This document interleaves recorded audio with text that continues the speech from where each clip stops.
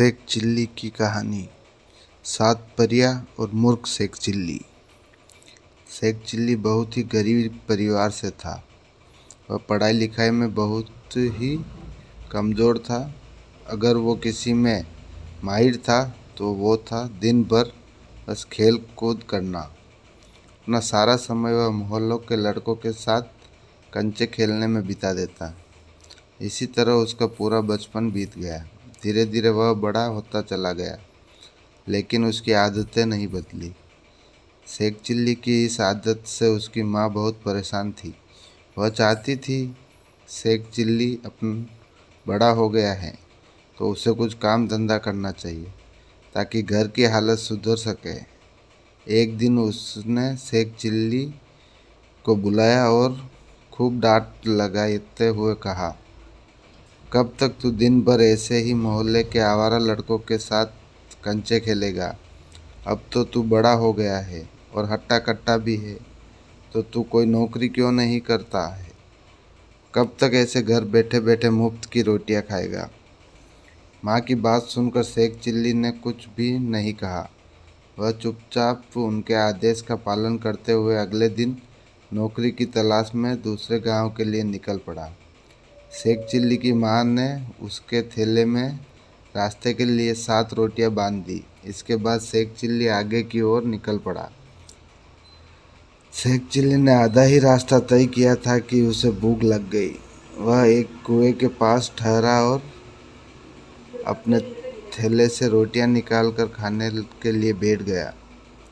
माँ की दी हुई 7 रोटियों को देखकर वह कहने लगा, 1 खाऊं, 2 खाऊं, 3 खाऊं कि 7 को खा लूं। संयोग से उसी कुएं में 7 परियां भी रहती थी। शेख चिल्ली खाने की बात सुनकर वे घबरा गई। उन्हें लगा कि वह उन परियों को खाने की बात कर रहा है। डर के मारे वे 7 परियां कुएं से बाहर आई और शेख चिल्ली से विनती करने लगी कि वह उन्हें न खाए।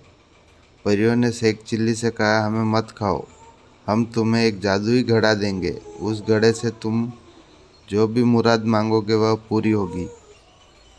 शेख चिल्ली ने परियों से जादुई घड़ियाल लिया और फिर वापस अपने घर आ गया। घर पहुंचकर उसने अपनी माँ को परियों वाली बात बताई।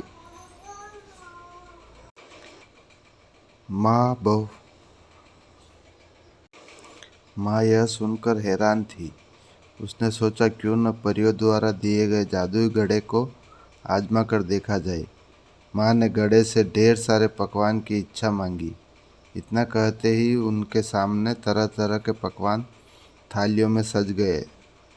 दोनों से उस रात भरपेट खाया।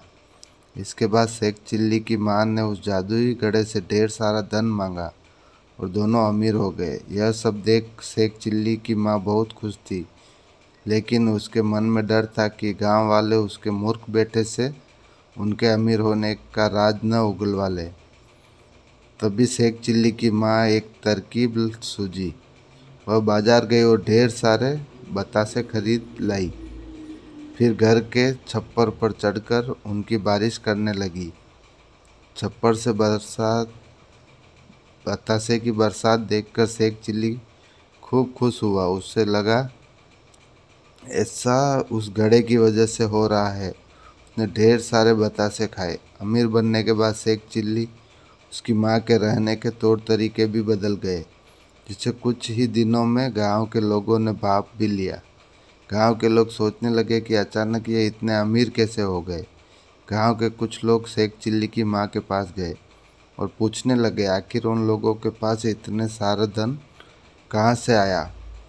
गांव वालों की बात सुनकर शेख चिल्ली की माँ ने कुछ नहीं बताया, तो उन्होंने सोचा कि चलो सीधा मूर्ख शेख चिल्ली से ही पूछ लिया जाए। एक दिन मौका मिलते ही गांव के लोगों ने शेख चिल्ली को बुलाया और उससे पूछा कि आजकल तुम्हारे रंग ढंग कैसे बदल गए। इस पर शेख चिल्ली ने उन्हें परियों की जादुई घड़े वाली सारी बात बताई। शेख चिल्ली की बात सुनकर गांव वाले उसके घर पर गए और जादू घड़ा दिखाने के लिए कहने लगे। इस पर शेख चिल्ली की माँ ने कहा कि उसके पास कोई ऐसा घड़ा नहीं है। माँ ने कहा, तुम लोग तो जानते ही हो मेरा बेटा मूर्ख है, यह तो दिन में भी सपने देखता है।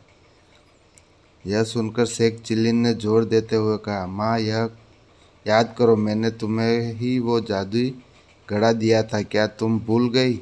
उसी घड़े से तो हमने रात में ढेर सारे पकवान खाए थे, और फिर हमारी छप्पर से बतासे की बारिश भी तो हुई थी।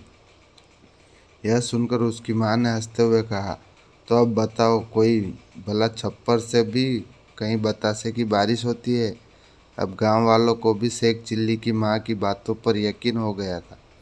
उन्होंने मान लिया कि शेख चिल्ली ने कोई सपना देखा होगा और उन्हें कोई मनगढ़ंत कहानी सुना रहा होगा, और सभी अपने अपने घर वापस चले गए।